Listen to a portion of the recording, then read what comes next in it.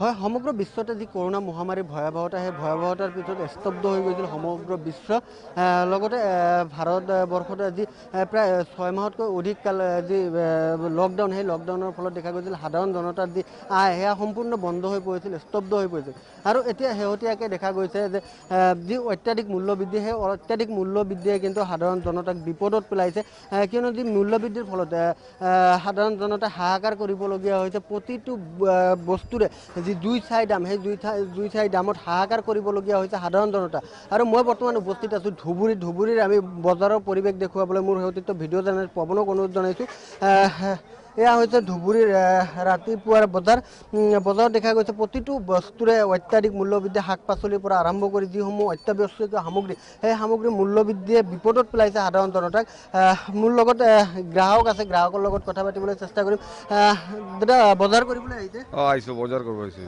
কি ল'লে আলু লৈছোঁ বেঙেনা লৈছোঁ ভোল লৈছোঁ টমেটো লৈছোঁ দাম কেনেকুৱা দাম বহুত দাম মেক্সিমাম দাম আলু কেনেকৈ লৈছোঁ আলু লৈছোঁ আমি 40 টাকা কিলো ভোল লৈছোঁ 50 টাকা কিলো টমেটো লৈছোঁ 60 টাকা কিলো আৰু বেঙেনা লৈছোঁ 60 টাকা কিলো মানে 50 টকাৰ তলত কোনো বস্তুৱে নাই আৰু সবচে বেছি ডাঙৰ কথা হ'লে শাকৰ দাম আৰু বেছি এটা টকা ল'লে 20 টকা লাগে ইমান বস্তু দাম হৈছে দেখা গৈছিল সমগ্ৰ বিশ্বতে যি লকডাউন চলি আছে লকডাউনত যিসকল লোক আছে আয় সম্পূৰ্ণৰূপে বন্ধ হৈ গৈছে 6 মাহতকৈ অধিক সময় ঘৰত বহি থাকিবলগীয়া হৈছে আৰু এতিয়া দেখা গৈছে প্ৰতিটো বস্তুৰে মূল্য বৃদ্ধি কি ক'ব এইটোতো বৰ ডাঙৰ কথা হৈছে একচুৱেলি কি কৰা যিবিলাক দিল হাজিৰা মানুহ কাম কৰে সিহঁতৰ মেক্সিমাম প্ৰব্লেম হৈছে কাম চাম নাই সিহঁতৰ বস্তু কিনা খুব অসুবিধা আছে একবেলা খায় একবেলা নাখায় গভৰ্ণমেণ্টক চাব লাগে যে অলপ ইনষ্ট্ৰাকশ্যন দিব লাগে যে বস্তুখিনি অলপ দাম কম কৰিলে মানুহৰ অলপ সুবিধা হয় হয় প্ৰতিটো বস্তু 50 টকীয়া তলত কিন্তু আপুনি কোনো ধৰণৰ শাক পাচলি বজাৰত নাপায় আলু 40 টকা কিলো যদি আপুনি ভোল ল'ব যায় 40 টকা কিলো বেঙেনা 60 টকা কিলো 50 টকাৰ তলত যে কোনো পাচলি নাই সেয়া কিন্তু নিশ্চিত হৈ পৰিছে মোৰ সতীৰ্থ ভিডিঅ' জাৰ্নেলিষ্ট পৱন আছে পৱনে দেখুৱাইছে এইসমূহ হৈছে বৰ্তমান অত্যাৱশ্যকীয় সামগ্ৰী আমি দোকানদাৰসকল আছে আমি তেওঁলোকৰ লগত কথা পাতিবলৈ চেষ্টা কৰিম দাদা ভেন্দি কেনেকৈ 50 টাকা বেঙেনা এটা 50 তিয়হ এটা 30 25 আৰু অমিতা কেনেকৈ ওটাও 25 30 মানে 50 টকা বা 40 টকাৰ তলত কোনো পাচলি নাই আছে 30 25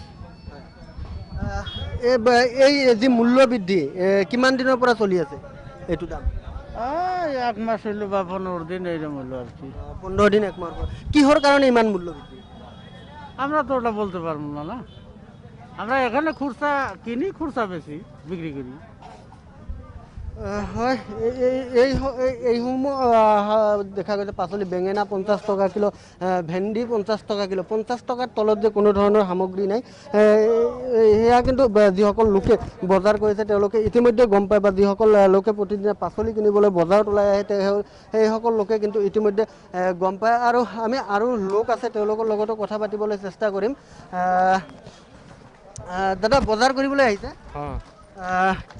কি ল'লে जी बजार तुले सब्जी बजार কৰিছো সবজি লম কিলো হেৰি লৈছো আমি এতিয়া পটল লৈছো কেনেকৈ ল'লে আলু আলুটো এতিয়া হেৰি 45 পাৰ কিলো দ্ৰব্যমূল্যৰ যিহে বৃদ্ধি হৈছে আমাৰ এইটো ধুবুৰী ডিষ্ট্ৰিক্টত এনেই আমি দুখীয়া মানুহ তাৰপিছত এইটো সৰকাৰৰ দিনত যেনেকুৱা হেৰি হৈ আছে দিনক মানে এতিয়া দিনক নহ'লে ঘণ্টাৰ মূৰত মানে হেৰি দ্ৰব্যমূল্য বৃদ্ধি হৈছে সেইটো কাৰণে সাধাৰণ ৰাইজৰ বহুত অসুবিধা হৈ আছে দেখা গৈছিল যে প্ৰায় 6 মাহৰ পৰা লকডাউন চলি আছিল যিসকল সাধাৰণ লোক আছিল বা দিন হাজিৰা কৰি খোৱা লোকসকল আছিল তেওঁলোকে কৰ্মহীন হৈ ঘৰত বহি আছিল তাৰ ওপৰত ভূতৰ ওপৰত দানৱ পৰা দি যি বানপানী সেই বানপানীয়ে সাধাৰণ লোকক বহু ক্ষতি কৰিলে আৰু এতিয়া দেখা গৈছে বজাৰত জুই চাই দাম কি ক'ব চৰকাৰক কি আহ্বান জনাব বা চৰকাৰৰ এটা কথা আহ্বান জনাইছোঁ যে চৰকাৰে অলপ চকু মেলি চাওক সাধাৰণ ৰাইজৰ ওপৰত যি মানে মাৰধৰ চলিছে এইটো ক'ব লগা হ'লে মানে সেইটোৰ কাৰণে অলপ চৰকাৰে চকু মেলি চাওক যদি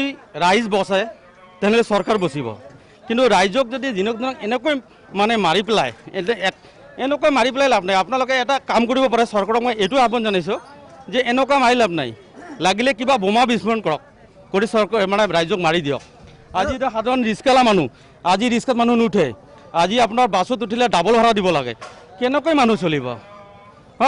আজি দুখীয়া মানুহৰ কাৰণে হৈছে। সেইকাৰণে ৰাইজক মই এইটো, ৰাইজক নহয় চৰকাৰক এইটো অনুৰোধ জনাইছোঁ যে চৰকাৰে অলপ চকী দিয়ক, মানুহক যাতে বাচিব পাৰে সেইটো ৰাস্তা কৰক। নহ'লে চৰকাৰ 2016 মানুহৰ পৰিৱৰ্তন বিচাৰি চৰকাৰক আনিছিলে, 2021 চৰকাৰ নাহে। এইটো মই মানে এইটো ৰাইজৰ ফালৰ পৰা কৈছোঁ মই। আৰু চৰকাৰৰ এটা ব্যাগম বিভাগ আছে, যোগান বিভাগ, এই ক্ষেত্ৰত যি মূল্য যোগান বিভাগ একেবাৰে অকৰ্মণ্য মানুহ।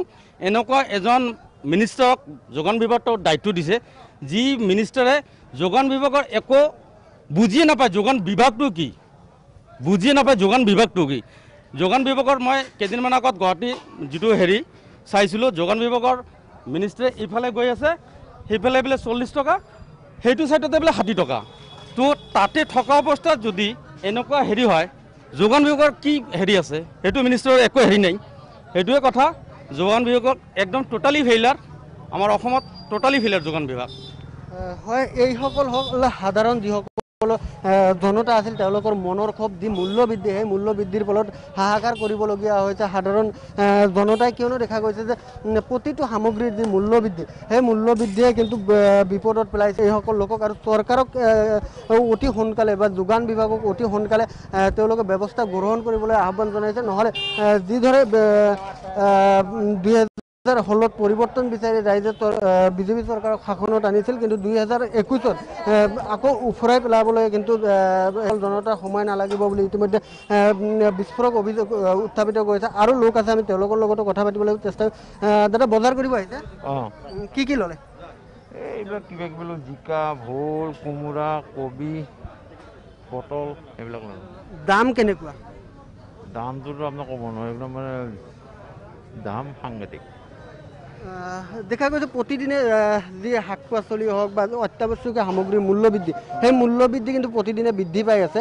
আৰু চৰকাৰৰ এটা ব্যাগম বিভাগ আছে, যোগান বিভাগ, সেই যোগান বিভাগে কেনেকুৱা ব্যৱস্থা গ্ৰহণ কৰিছে মূল্য বৃদ্ধিৰ ক্ষেত্ৰত? মইতো নাভাবোঁ যে আপোনাৰ এই শাক পাচলিৰ ক্ষেত্ৰত যোগান বিভাগে কিবা ষ্টেপ লয়। তেওঁলোকে অকল গ্ৰ'চাৰীৰ ক্ষেত্ৰত এটা ৰেট দিয়ে, প্ৰত্যেক দিনে পাব্লিছ কৰে ৰেট, কিন্তু আপোনাৰ শাক পাচলিৰ ক্ষেত্ৰত তেওঁলোকৰ বোধহয় কোনো নাই, মানে কোনো ধৰণৰ মানে কি কওঁ কণ্ট্ৰল বুলি ক'ব পাৰি, নাই। আলু 50 টকা কিলো খাবলগীয়া হৈছে, বা জলকীয়া 100 টকাৰ ওপৰত হৈ গৈছে। এই ক্ষেত্ৰত যোগান বিভাগক বা চৰকাৰক কি আহ্বান জনাব? একচুৱেলি তেওঁলোকে এইবিলাক ভিজিট কৰিব লাগে, মাৰ্কেট চাব লাগে। কেৱল ধুবুৰীখন চালে নহ'ব নহয়, বেলেগ ঠাইত কেনে ওচৰ পাজৰৰ মাৰ্কেটবিলাকত কি হৈছে এইটো চোৱা উচিত। চাই পেলাই তেনেকুৱা এটা ৰেট বনাই দিয়া উচিত, ৰেটবিলাক দোকানীয়ে জনা উচিত। কাৰণ ইয়াত আপোনাৰ দেখিছোঁ এজনে যদি 50 টকা খুজিছে, কোনোবা 60 টকা খুজিছে, কোনোবা 70 টকা খুজিছে। এতিয়া কাষ্টমাৰে ধৰক বাৰ্গেন কৰি অকণমান কমাই লয়, নহ'লেতো খুচি আৰু আপোনাৰ মানে দোকানীসকলে বা ব্যৱসায়ীসকল যিসকল আছে, তেওঁলোকে নিজৰ খেয়াল খুচি মতে দাম নিৰ্ধাৰণ কৰে নেকি? সেইটোৱে হৈছে আপুনি সঁচা কথাই কৈছে, তেনেকুৱাই। আৰু এই যিটো পেণ্ডেমিক চলি আছে ক'ভিড, সেইটোৰো সুবিধা লৈছে বহুতে। হয়, এইসকল আছিল সাধাৰণ জনতা, যিসকলে পুৱাই বজাৰ কৰিবলৈ ওলাই আহিছে। কিন্তু যি অত্যাধিক মূল্য বৃদ্ধিয়ে কিন্তু এইসকল যিসকল গ্ৰাহক আছিল, সেইসকল গ্ৰাহকক বিপদত পেলাইছে।